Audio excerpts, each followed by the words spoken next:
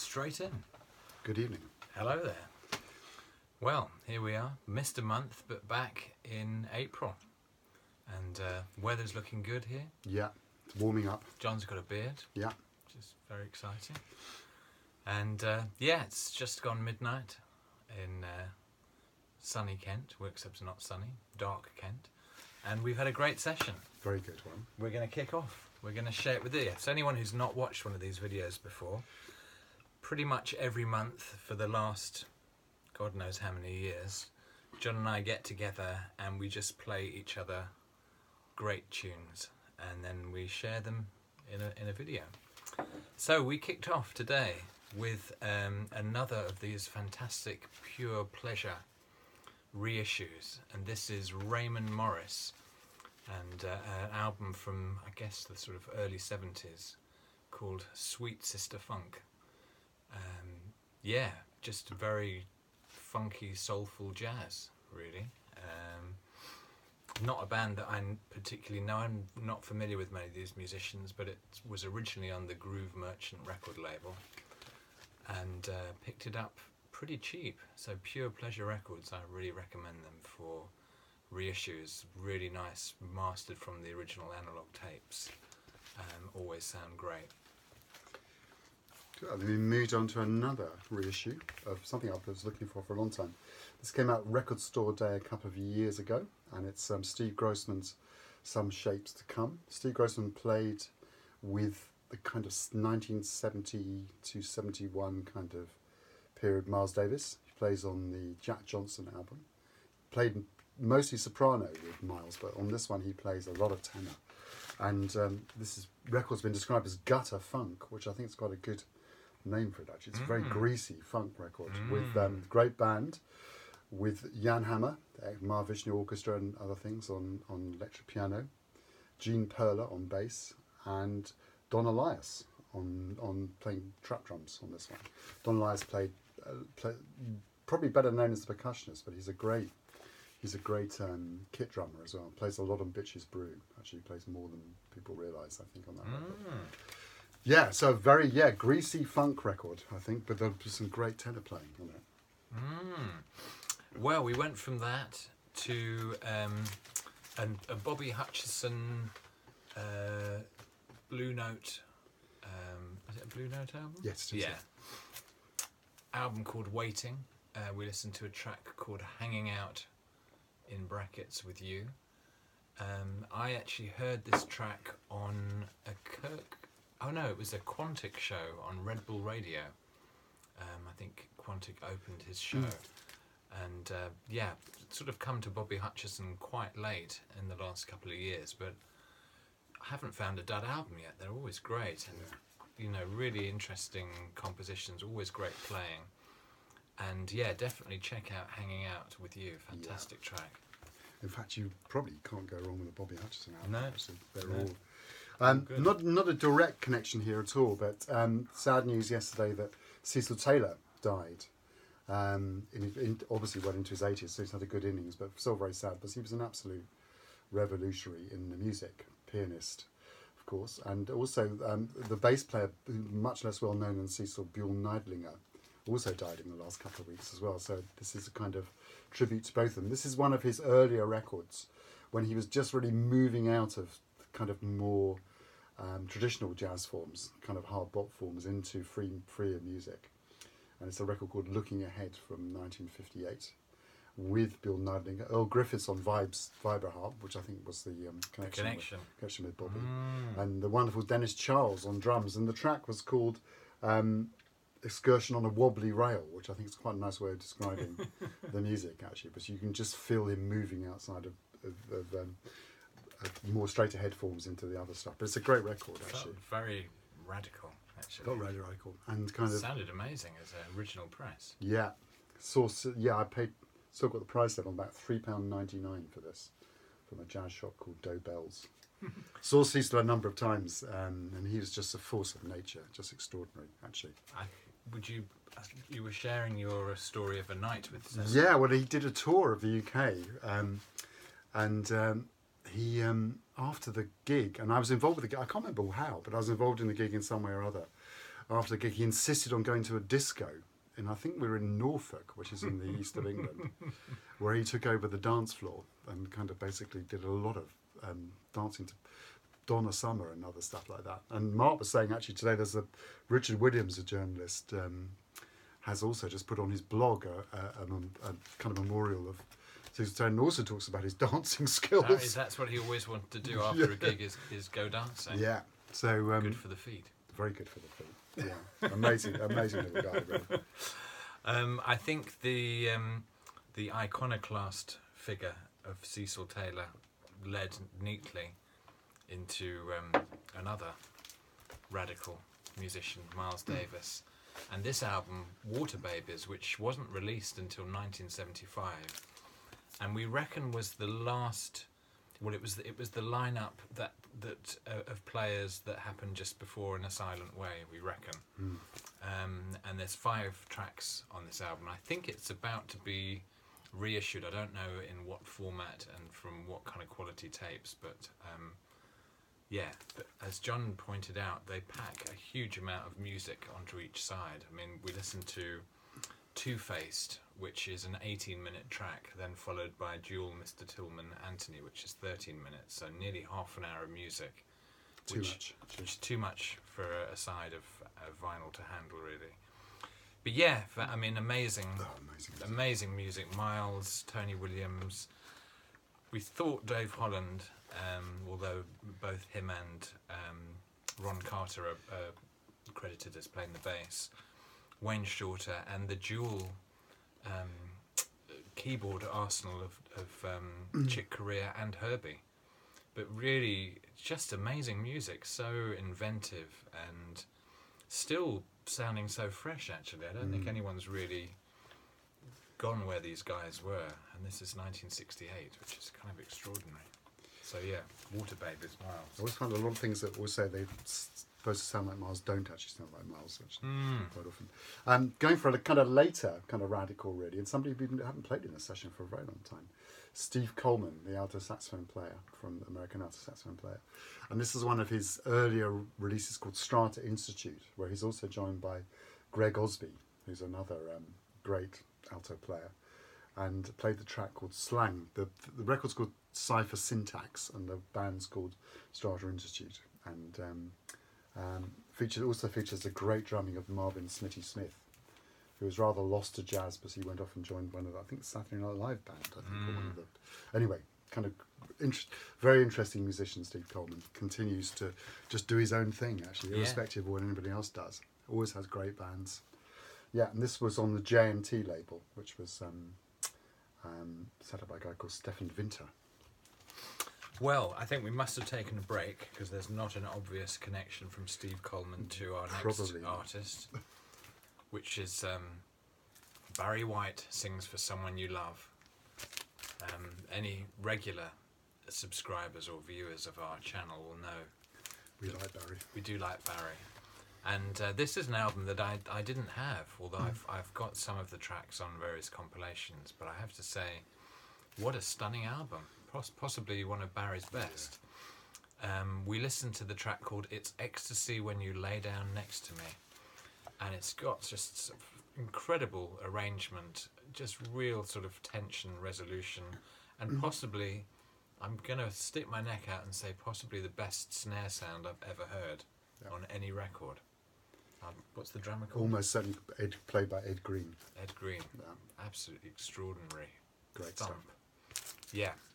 Fantastic music. Then we moved to a 7-inch single and played the track Life Is Just a Game by Stanley Clarke, which is also, for anybody who knows the album School Days, there's a version of it on there. But this is actually a different version. It's a shorter version with Hugo Chancellor instead of Billy Cobham playing drums. Jeff Beck's on it as well. And George Duke, who's on the other version as well. And it's just a kind of more soulful, kind of laid-back Beautiful version. Song. Great song and a great version. It's on the B-side of a 7-inch single, and the A-side is the album track called Hot Fun. Highly recommended. Highly recommended, yeah. And again, very sort of, you can see the sort of Thundercat. Yeah, very inspiration. Definitely. So that's it. Check it out. You'll find it on Discogs. Yes, I think. Well, we moved into the first track of Santana's Caravanserai album, which I'm not sure what it's actually called, but it's the one that's very sort of spacey at the beginning and then kind of goes into a bassline vamp that sounds very similar to Astral Travelling. It's called Eternal Caravan of Reincarnation. And yeah, a very sort of impressionistic, again, quite another radical album really. It's a real sort of flowing, sort of, it's spiritual, but not in a sort of spiritual jazz way, just a sort of... It's when he started to absorb the influence of Coltrane really much more during this time. And in fact, the live album Lotus, which was recorded around this time, has Leon Thomas singing on it as well. Who, of course, worked with Ferris Sanders. Yodeling. Yeah. Doing some yodeling. We all need to do a bit of yodeling. We do. I don't think I do enough. Not sure of the connection actually with Roy. Maybe we had another break. I can't remember. But we never need much of an excuse to play Barry White and Roy Ayers. Actually, tend to feature quite a lot. Just kind of, in a way, it's very simple music. It's not incredibly complex, but usually great chord progressions. And play the track called Ooh off his last album for Polydor, called Feeling Good. And this was just before he set up his own Uno Melodic label.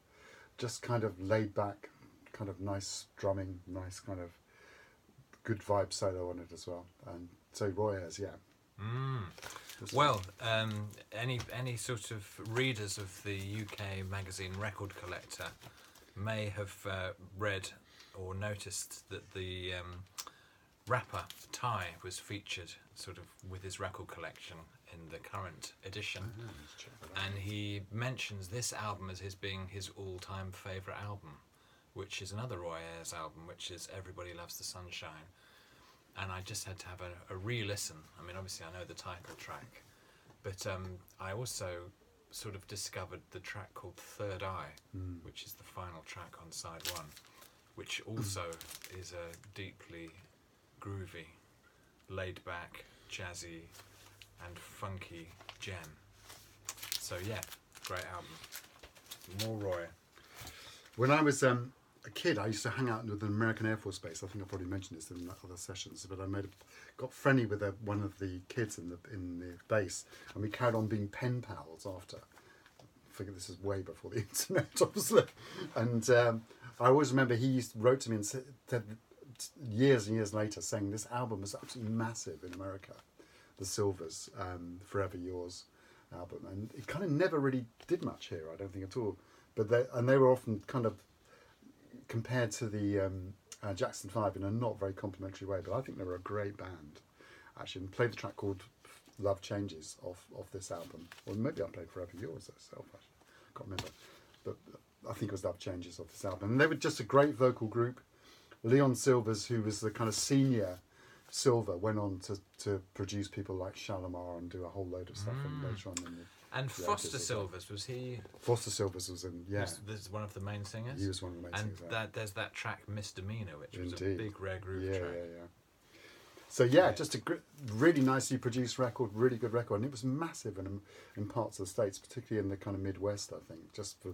It was like continuously played for years and so forth. So the Sylvers, good memories from that.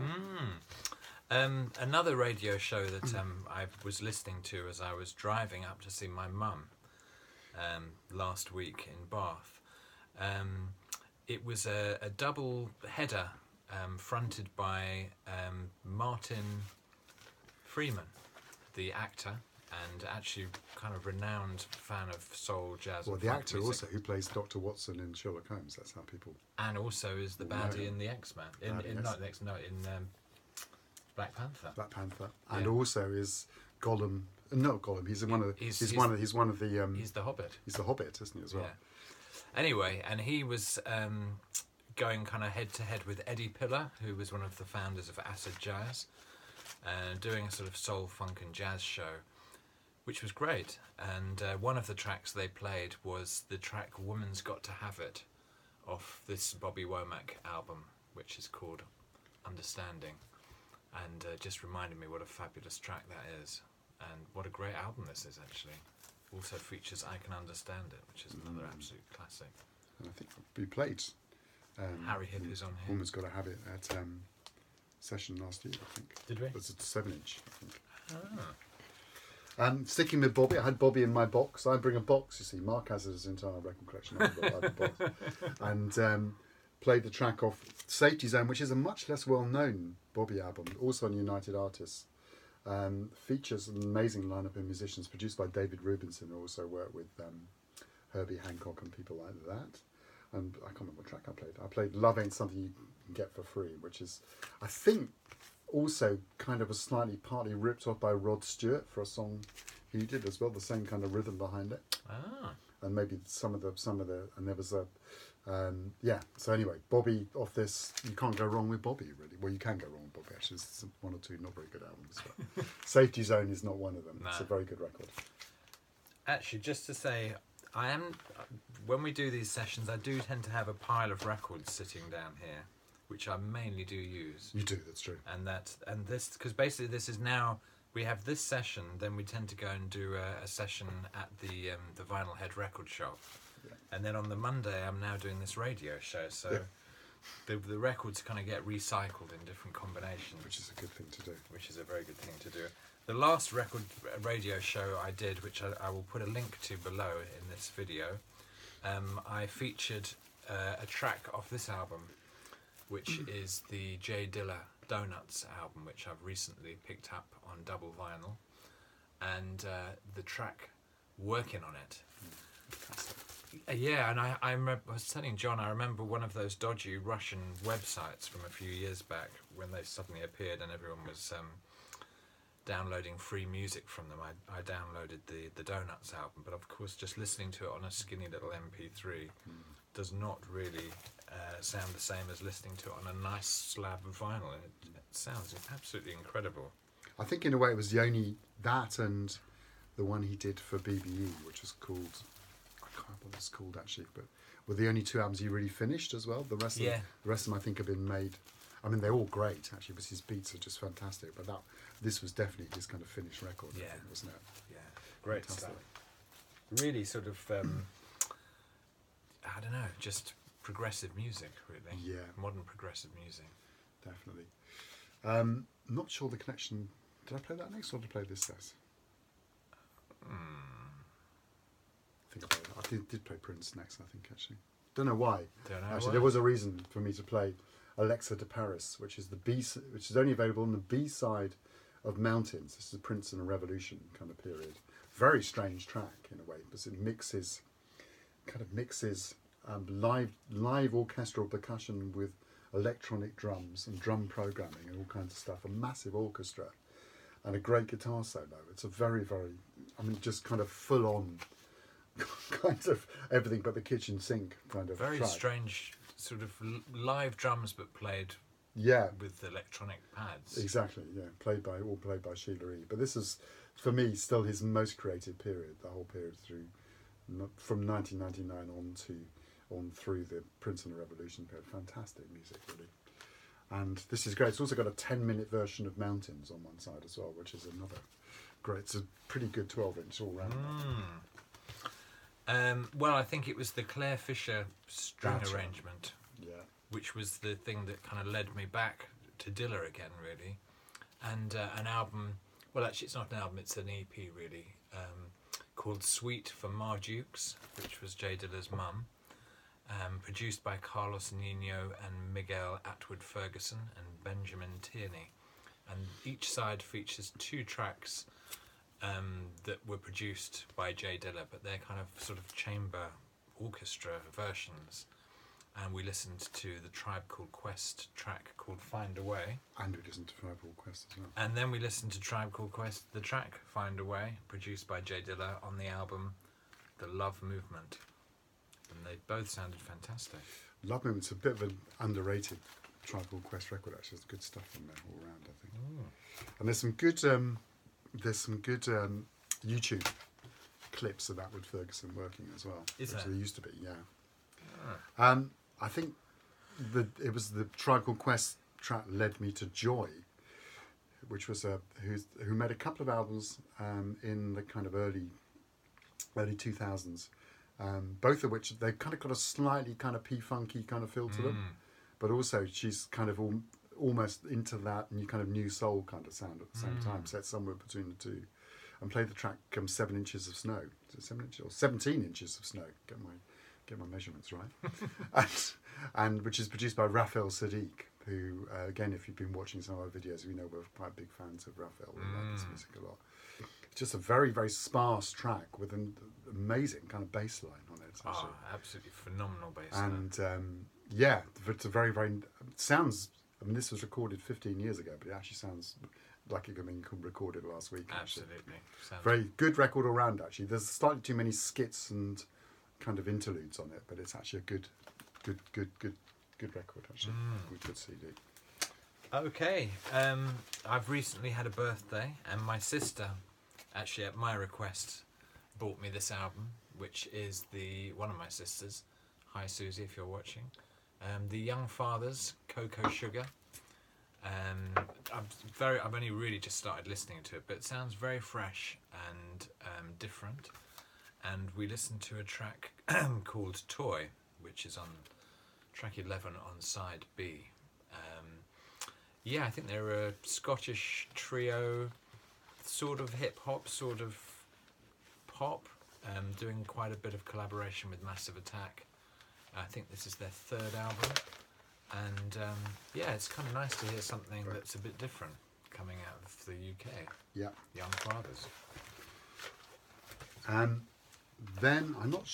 I think there was something actually there was obviously something in that track that reminded me of Mandre, and this is kind of cult. It's getting quite a kind of interesting kind of rebirth of interest. And Mandre was Andre Lewis. He was a keyboard player who worked with Frank Zappa after George Duke, and then also formed a band called Maxane with his sister, I think, which was a kind of Sly Stone kind of Graham Central Station style kind of funk band, really good funk band. And then he made a couple of records for Motown under the name Mandre, which are kind of really quite hard to describe.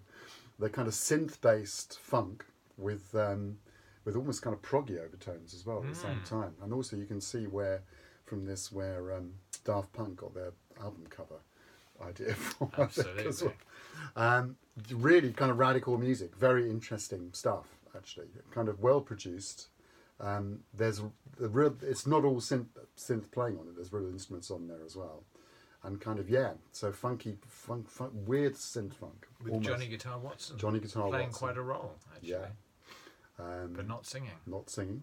And James Gadsden playing drums and usually people. Yeah, kind of getting slightly hard to find and pick up these days, actually, but it's still a great record, actually, and a very unusual release for Motown as well. Inspired by listening to another radio show. Been doing a lot of driving and listening to shows. The Freak Zone that happens also on Six Music featured this album, which I've had for many years, which is Spirits, the 12 Dreams of Dr. Sardonicus, which was released in 1970 and featured the version of Spirit that had Randy California, Ed Cassidy, and gosh, what's his name? Joe Locke. Joe Locke. The guy who later went on to form the band Jojo Gunn. I have to say, this is just sounding absolutely fantastic. Really so original, vibrant, creative. Yeah, great songs, great playing. Yeah. If you don't know this album, I really, really recommend it highly. Really fantastic. Yeah. I should say what we listened to. We listened to a kind of sort of medley. The tracks kind of all blend into one another, really. So we had Lovers Found a Way, Why Can't I Be Free, into Mr. Skin. Yeah. Yeah. Sorry, John. No, it's not at all. It's not a massive leap from Spirit to Frank Zappa, but it's kind of still a bit of a leap, actually. And I've just been kind of really enjoying some of the... a few of his albums have been remastered by either Bernie Grunland or Chris Spellman from And they just sound incredible. Actually, I mean, this record sounded horrible when it first came out on vinyl and on CD. Actually, and it's Joe's Garage, Acts 1, 2, and 3, kind of just really tinny and no bass and very small, kind of just not very interesting. But the version now actually sounds sensational. Panoramic. Panoramic, I think, and played. And these are not expensive. This cost me less than £20, or less than kind of $25 or whatever your currency you're in, or less than 22 euros. Very good. Very good instant conversion here. And I played half of the track called Packard Goose on here, which is one of kind of incredibly dense, kind of weird effects Zappa solo. Oh, amazing solo. With some phenomenal drumming incredible. from Vinnie Colaiuta on it as well. Also heavily affected. Very affected. Almost sounded like a dub album, actually, in a weird way. So yeah, this has also got my absolutely all-time favourite Frank Zappa track on it, Watermelon and East of the Hay as well, which is just wonderful. So yeah, pick these up if you can get them. I think they're not going to be around forever. So. And again, I think actually, when we were listening to The Spirit, a couple of times we said yes. I think Todd Rundgren listened to Spirit. Yeah. I'm sure Todd Rundgren also listened to Frank Zappa quite a lot. Yeah. And this is the fantastic double album masterpiece called Something, Anything. And we listened to Hello, It's Me, Yeah. which is on side 4. We listened to something else as well. Piss before Aaron. that. Yes. Yeah.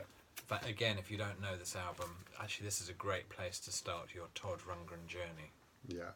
And just incredible album. I mean, there's kind of like probably 30 amazing songs on Yeah. that record. Yeah. I mean, weird enough, I listened to it. I sat down and listened to the whole album a few days ago. I'm not quite. We've gone from Frank Zappa to Todd Rundgren to Carole King. This is kind of getting almost kind of handbrake turn time actually. But I'm thinking of just great songwriting. Really, I'm thinking of that kind of brill building kind of feel that Todd, even though he wasn't one of those writers, he almost had that kind of churning out the songs thing. And this is, you forget this is obviously a completely classic record, Carole King's Tapestry, but you forget how good it is sometimes. And played the track So Far Away off that actually, which just sounds great, and just the light's gone really weird on the video. So just a classic record, but you need to remind yourself sometimes they're classic for a reason. I need to get that on vinyl because I've only got a very awful sounding CD that sounds really Somebody gave this thin. to me quite recently. I can't remember who though. Oh.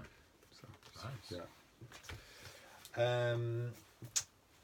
Yes, I'm not quite sure what the move was. I think it was a sound. Beautiful sound. Yeah. Yes, we moved to another This was a different Michael Franks album from the one you showed a couple of sessions ago, I think. Or was it the same one? I think it was the same one. Oh, it's the same one. No, it was a different one actually. Different one. Showed Birchfield Nines. Yeah. There you go. The Art of Tea. Another. Yeah, I mean, just reliably, really well produced, beautifully played. Great grooves. He is quite cheesy. He is quite but cheesy. it's just good cheese, really. It's top cheese, top cheese, and you've got Joe Sample, Larry Carlton, Wilton Felder in the band. It's kind of production values akin to Steely Dan or something like that. Really. Definitely. We listened to Popsicle Toes. Then keeping with the kind of same kind of era and the same kind of feel, I think, in a way, even though this is an instrumental record. This is Cornell Dupree's Teasing record, which I think is the only solo record he ever made, actually. And it features the kind of the rhythm section that was behind Aretha Franklin and all kinds of people during that kind of period. Chuck Rainey, Richard T. playing great organ on this track, actually. And the amazing Bernard Purdie as well on drums. Fantastic. And played the track called Blue Nocturne off this, which is a kind of very relaxed kind of groove, but with some real tasteful bass playing and tasteful effects on the whole thing as well. And tasteful guitar. Tasteful guitar. Just playing great as well. guitar playing from Cornell. And this is it's kind of nice record. It's not going to set the world alight, but it's a very nice record actually. Cornell Dupree's Teasing on Atlantic. Oops. I think there was something about the jazzy flavour that led me to play actually a reggae 10-inch which you wouldn't normally associate with a jazzy flavour, but in this case, Very much so. Yeah. Pablo Moses, Music Is My Desire, produced, engineered and mixed by Jeffrey Chung, with Proverbs Extraction on the B-side. Lovely 10-inch that I remember picking up actually in 1982. Sounded great. It seems to be quite rare these days. Yeah, big shout out to Doug if he's watching. Ireland did a whole load of 10-inches around that time, didn't they? They did two Gregory Isaacs on, Right. and Black Uhuru, I think, as well. Then sticking with the reggae thing, played the track probably everybody knows off African Herbsman, but played it off this album called Soul Revolution, sorry, which is on Trojan, which actually reproduces how a lot of these songs were originally heard in Jamaica, which is having basically all the instruments in one track and all the vocals in the other one. And it's great because you can really hear the gorgeous vocals at that time, that kind of incredibly spiritual kind of singing of Peter Tosh and Bob Marley and Bunny Wailer together. Wonderful stuff, actually. So yes, it's a nice record, actually. So I think it's still available, actually, as well. And it's called Soul Revolution. And the one record has instrumental versions, and the other one has a split vocal and instrumental versions in it. Classic music. We were then very much moving into the finale of the night, as we are with this video, which I notice we're clocking up 31 minutes already. That's okay. And my final choice was from the American soul/folk artist, I reckon you could call him, Terry Callier, who had a bit of a sort of late rebirth in the late 90s, I think, really, wasn't it? And did a lot of touring over here in the UK. This is the love theme from Spartacus, and we listened to the 07 remix, which hadn't listened to for a while, and sounded really nice. And was inspired by me listening to a Diodato album and thinking that they took the melody from that. They took the drum beat from another. Took the drum beat from Galter McDermott, I think, actually, who wrote that. Who was the guy who wrote Hair. My last track was a CD, which was not very good for a vinyl orientated video, but it's a great song from. This is from a Nina Simone record, which brings together two of her albums, To Love Somebody and Here Comes the Sun, where she kind of covers what were kind of rock and kind of pop hits at the time, but they're both fantastic records. And she does a version of